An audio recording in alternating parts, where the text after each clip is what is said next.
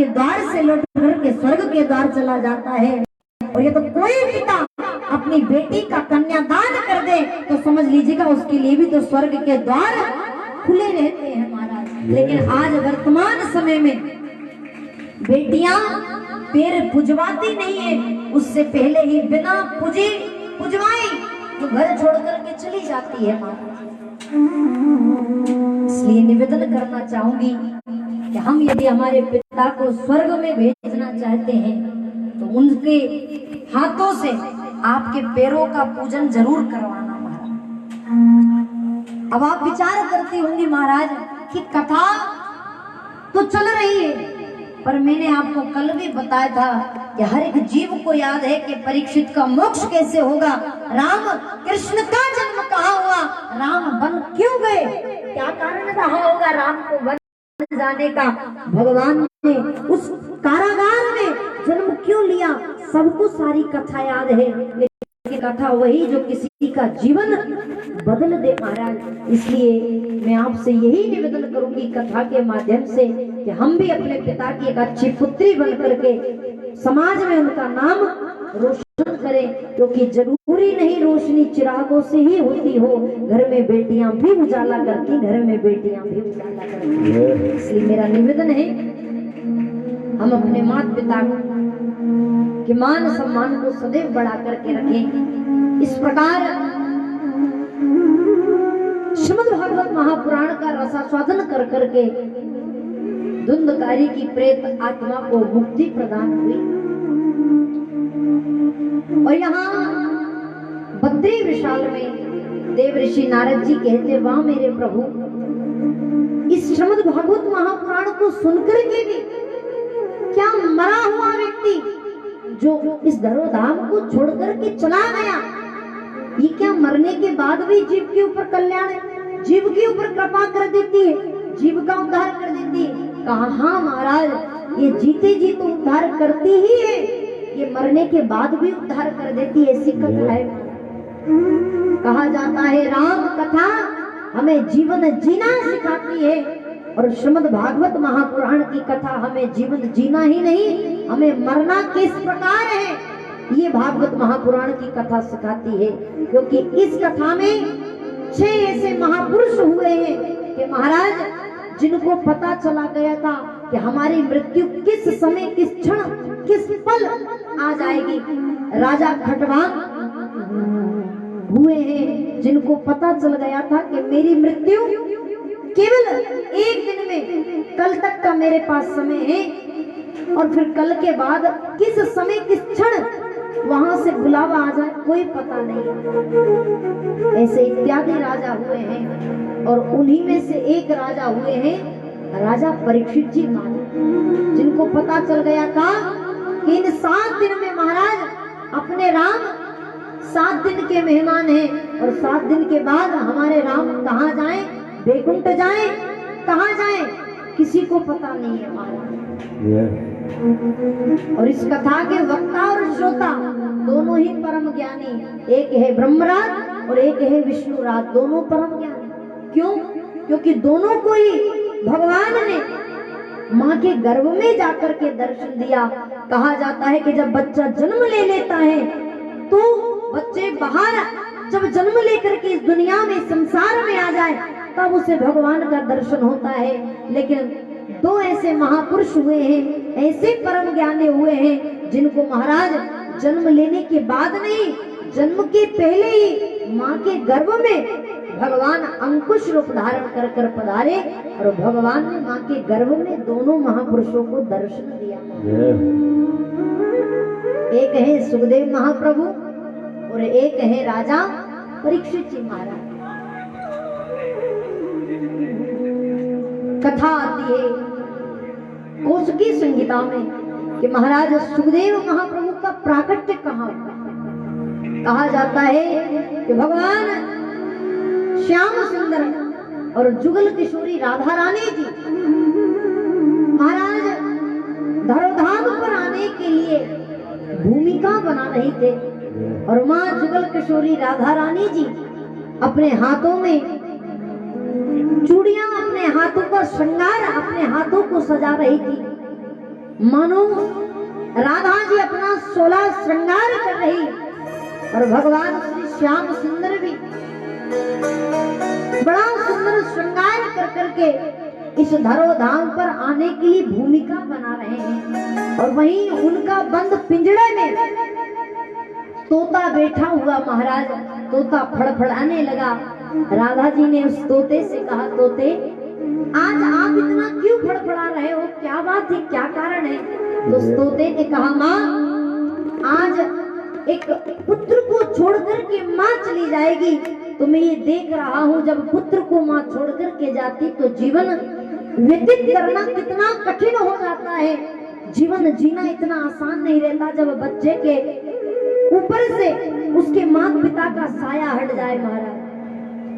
तो राधा जी ने उस तोते से कहा, अरे बेटा हम तो कुछ दिन के लिए जा रहे हैं, हम बहुत समय के लिए नहीं जा रहे। तो उस तोते ने कहा, माँ चाहे बच्चे से माँ कुछ दिन के लिए दूर हो या कुछ पल के लिए दूर हो, ये तो वो बच्चा ही जानता है कि माँ के बिना कुछ पल भी कुछ क्षण भी कैसा व्यतीत होगा हमारा। तो राधा जी ने कहा, फिर आप इतना जब तक हम नहीं आएंगे क्या आप इतने ही फड़फड़ाते रहोगे? तोते ने कहा, माँ मैं चाहता हूँ कि मैं भी आपके साथ आपके जहाँ आप धरोधाम पर जाना चाहती हो वहाँ मैं भी चलूं। तो जुगल किशोरी राधा जी ने उस तोते से कहा, भैया तुम वहाँ चल करके क्या करोगे? तो तोते ने बड़ा सुंदर उत्तर दिया कि हे माँ, हे राधा जी, हे श्याम सुंदर जी, आप 16 श्रृंगार कर करके जो आप लीला को करने के लिए उस धरोधाम पर जा रहे हो, तो लीला तो आप संपन्न कर दोगे और मुझे विश्वास है कि लीला संपन्न कर करके आप लौट भी आओगे।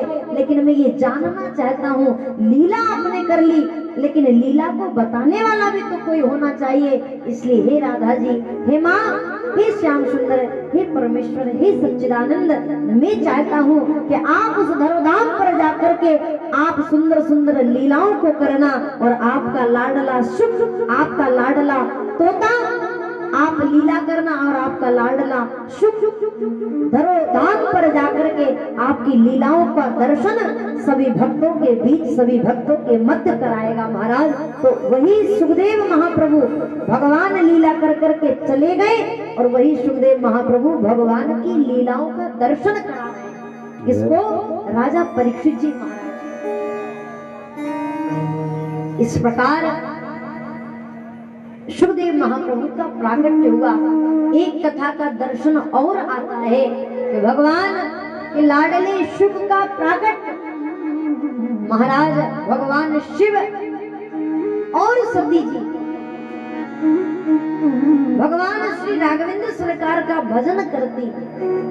माँ को संदेह होता कि प्रभु नारद जी ने मुझे दर्शन कराया, बताया कि आपका नाम शिव क्यों पड़ा, नारद जी ने मुझे बताया कि आपका नाम रुद्र क्यों पड़ा, ऐसी इत्यादि बातों को देवऋषि नारद जी मुझे बता कर गए और मुझे ये भी बताया कि आपके स्वामी जी का नाम आशुतोष है, आपके स्वामी जी का नाम अमरनाथ है। हे नाथ, मैं जानना चाहती हूँ कि आपके ये सब नाम क्यों पड़े हैं। भगवान शिव ने हाथ जोड़े माँ सती के समक्ष और सती जी से भगवान भूत बाबन बाबा कालों की महाकाल राजा कहने लगे, हे सती, हमारा रुद्र नाम तो इसलिए पड़ा क्योंकि जब हमारा प्राकट्य हुआ तो ब्रह्मा जी हमारे इस स्वरूप को देख करके घबरा गए। इस प्रकार क्योंकि जब बच्चा जन्म लेता है तो बच्चा रोता तो है लेकिन क्रोध से नहीं रोता, और भगवान शिव का जब प्राकट्य हुआ तो भगवान शिव भी रुदन कर रहे, नित्य सजल हो गए और चीख चीख कर रो कर की बहुत तेज तेज तीव्र गति से रोते। तो ब्रह्मा जी जान गए कि ये कोई साधारण बालक नहीं हो सकता, इसलिए भगवान शिव का नाम ब्रह्मा जी ने क्या रख दिया? रुद्र रख दिया महाराज।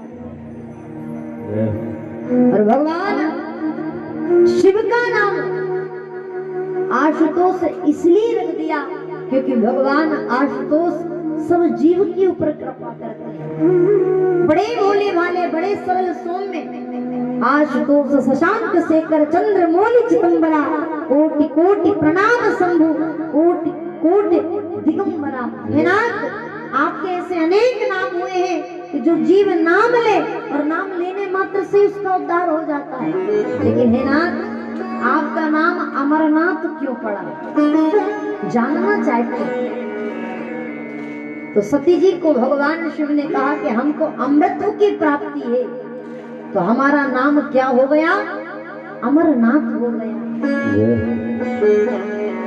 सती जी ने कहा कि प्रभु मैं जानना चाहती हूँ,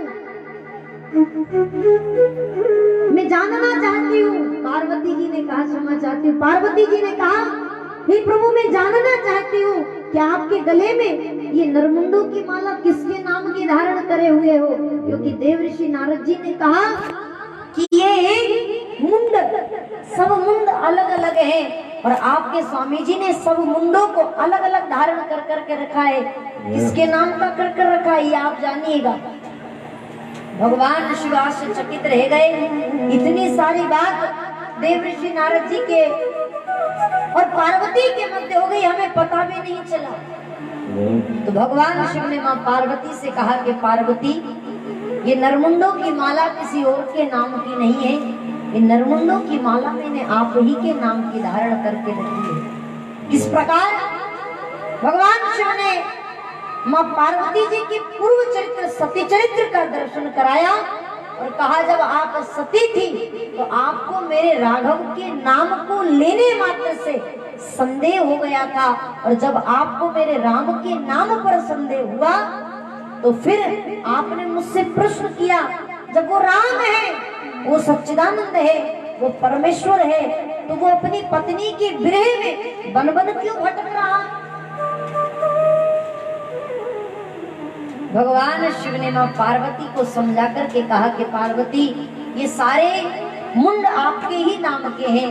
तो मां पार्वती ने कहा कि प्रभु मैं जानना चाहती हूँ कि मेरा पूर्व का चरित्र कैसा रहा होगा। तो सुखदेव महाप्रभु ने भी राजा परीक्षित जी को सती चरित्र का दर्शन कराया। कहा महाराज सती जी को संदेह हो गया कि एक राम अवधेश कुमारा, जब वो राम एक अवधेश कुमार है और एक राम